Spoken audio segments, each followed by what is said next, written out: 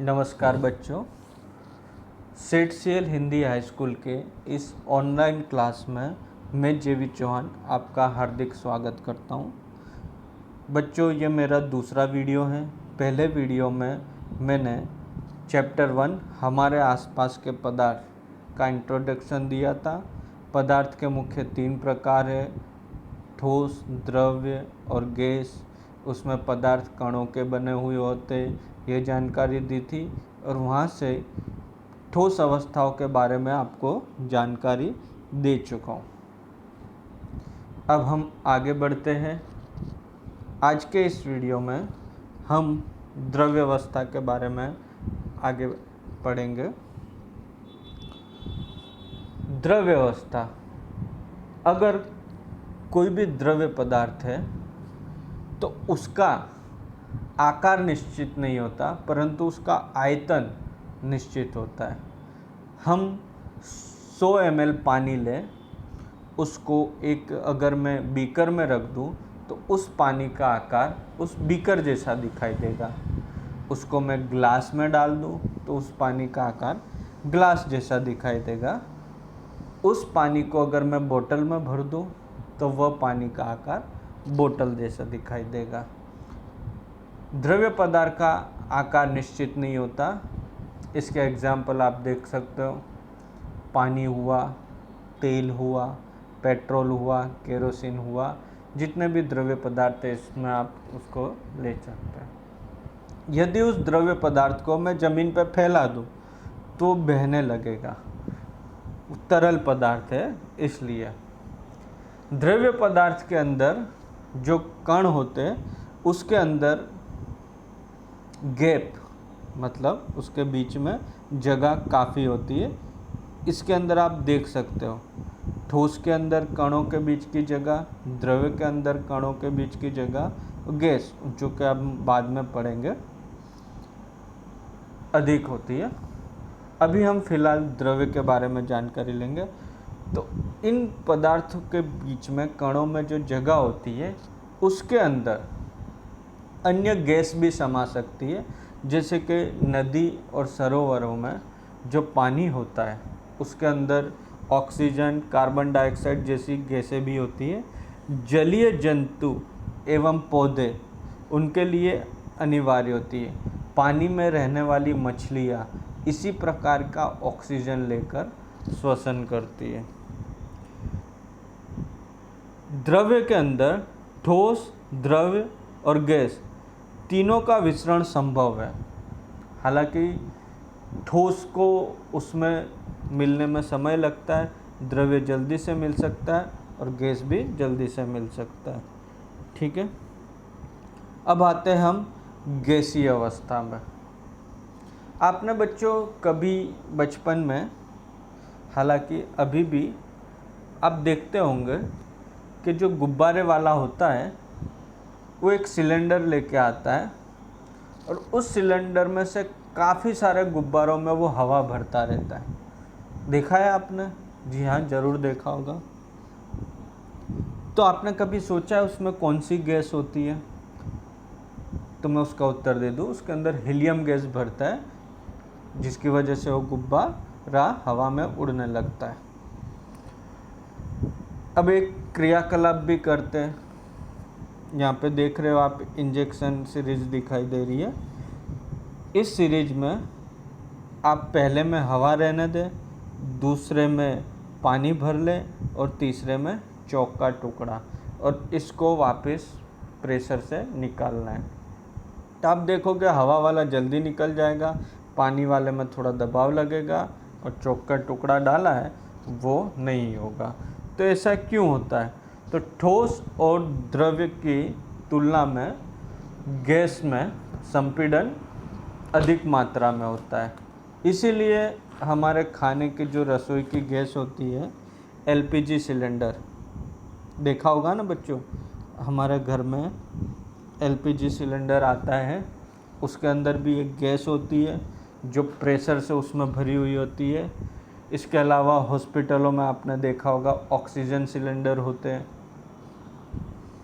इसके अलावा वाहनों में भी आपने देखा होगा जो कि ऑटो रिक्शा चलती, कारें चलती है, उसके अंदर सीएनजी गैस की टैंक बनी होती है।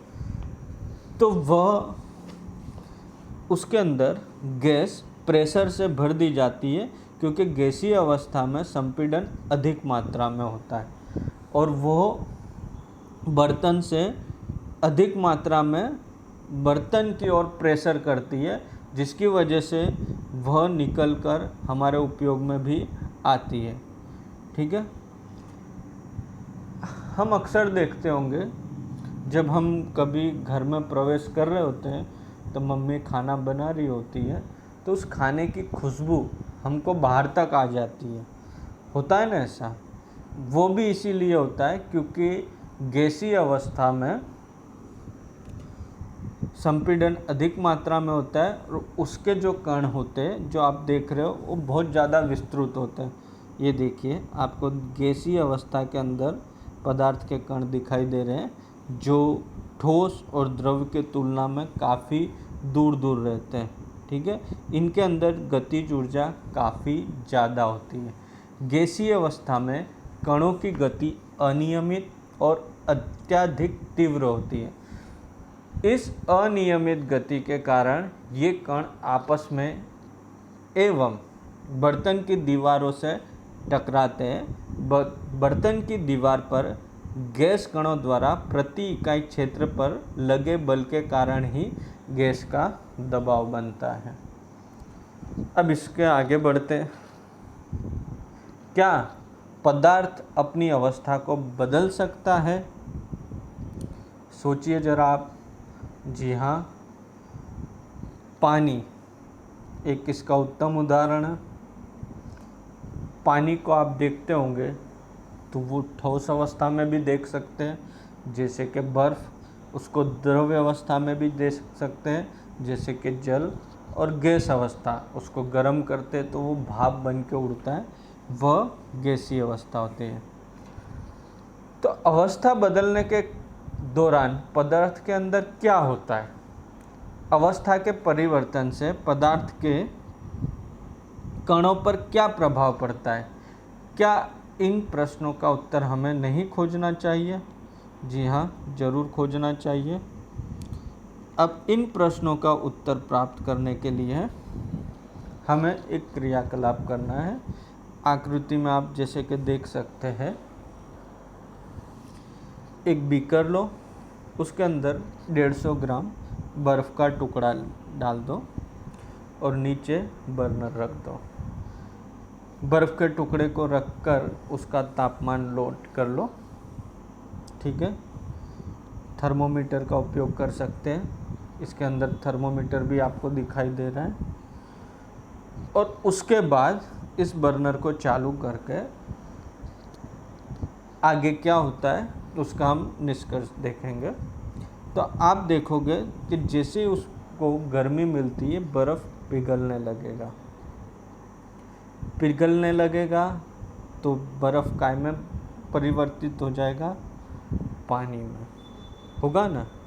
जिस तापमान पर ठोस पिघलकर द्रव बन जाता है वह उसका गलनांक कहलाता है। ठीक है। बर्फ़ का गलनांक 273.15 केल्विन है। केल्विन तापमान की एक इकाई है।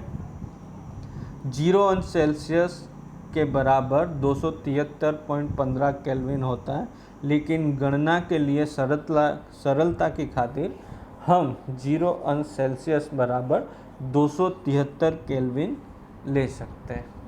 अब इसको इसी प्रकार गर्म होने दें।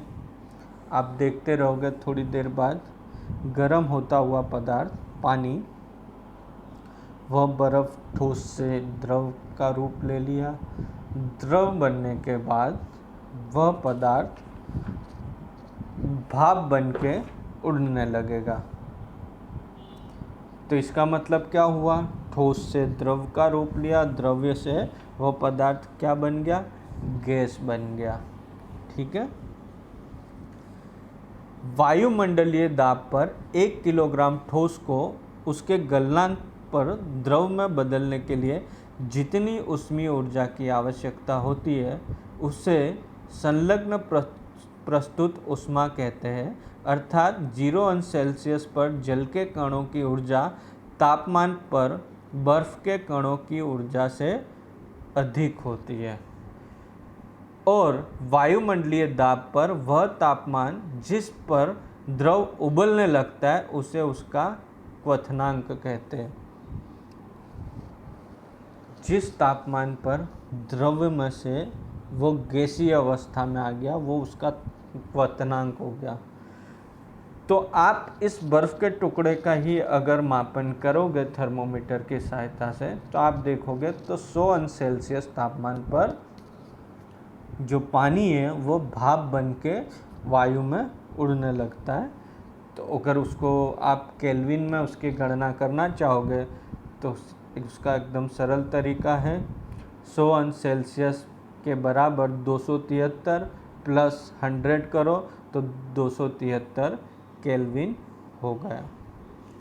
अब आपने देखा कि ठोस अवस्था को द्रव्य अवस्था को गैसीय अवस्था में रूपांतरित किया जा सकता है।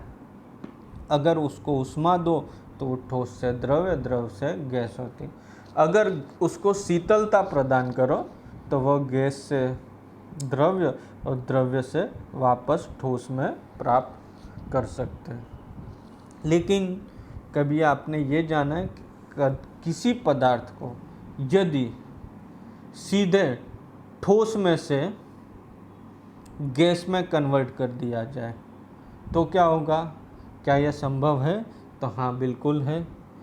उसके लिए एक क्रियाकलाप करके देख सकते हैं आप। थोड़ा सा कपूर या एमोनियम क्लोराइड लें और उसे चूर्ण करके चीनी प्याली में डाल दें। एक कीप को उल्टा करके इस प्याली के ऊपर रख दें। इस कीप के एक सिरे पर रुई का एक टुकड़ा रख दें जिसे आप चित्र में देख सकते हैं। अब धीरे धीरे गर्म करें, ध्यान से देखें। उपरोक्त प्रक्रिया से निष्कर्ष निकलेगा। इसके अंदर ठोस पदार्थ सीधा गैस में कन्वर्ट हो जाता है।